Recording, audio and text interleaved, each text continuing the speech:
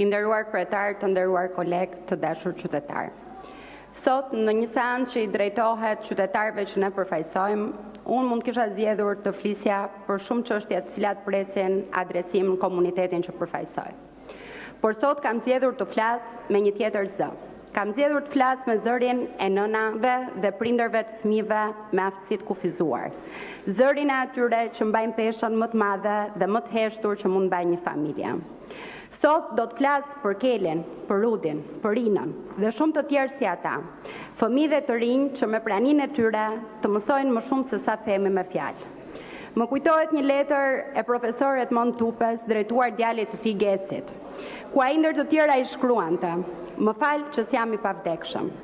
Kjo fjali nuk është metaforë, është realiteti emocional I prindërve që e dinë se fëmijët e tyre ka nevojë për mbështetje të përjetshme. Ky është shqetësimi I tyre më I madh. Ne si shtet kemi ngritur politika të rëndësishme dhe ky është një fakt që duhet thënë qartë. Arsimi për fshirës sot është një standard. Janë mbi 1500 mësues ndihmës, çdo fëmijë ka plan individual zhvillimi dhe në çdo shkollë ka psikolog dhe punonjës social.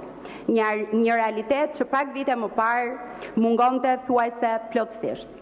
Qendrat komunitare ofrojnë lokopedi, terapi zhvillimi, fizioterapi dhe ndërhyrje të hershme pa pagesë dhe mbi 40 qendra në të gjithë vendin japin sot shërbime të specializuara për fëmijët me aftësi të kufizuara. Shërbimet në shtëpi u ofrohen fëmijëve që nuk mund të lëvizin, ndërsa nga ana sociale, pagesa e aftësive të kufizuara, pagesa e kujdestarisë dhe mbështetja për transport dhe gjithashtu për pajisje ndihmëse u japin mbrojtje dhjetra mira familjeve në të gjithë Shqipërinë. Këto reforma kanë sjellë ndryshim të madh. Kanë lehtësuar barrën e prindërve dhe kanë krijuar një rrugë zhvillimi të qëndrueshëm për fëmijët. Por pikërisht sepse kemi bërë kaq shumë për fazën e fëmijërisë së tyre, është e paimagjinueshme që mbështetja të ndërpritet papritur kur një fëmijë mbush 21 vjeç.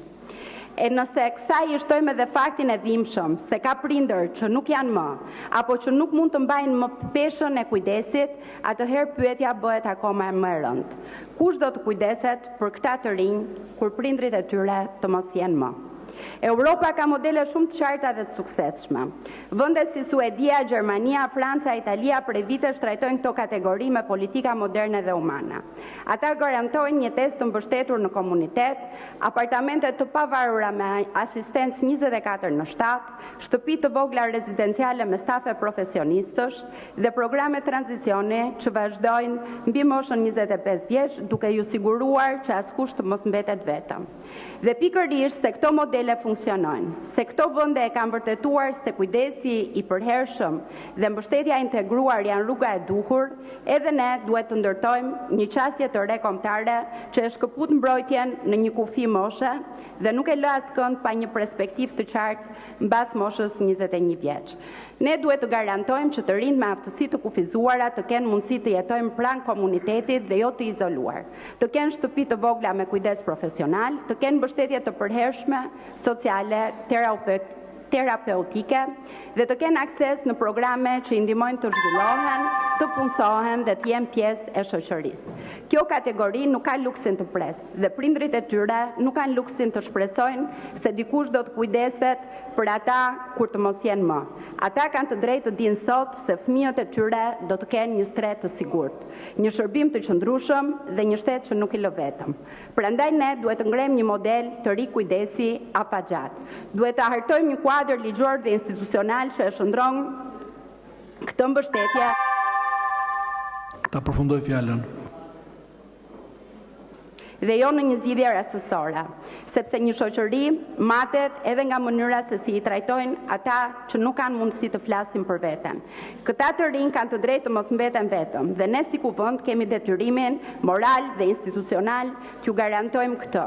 Ky është angazhimi që duhet marrim sot të gjithë bashkë. Ky është standardi që na nderon si shtet dhe kjo është rruga që u jep këtyre të rinjve atë që meritojnë. Një jetë me dinjitet, me prani dhe me siguri.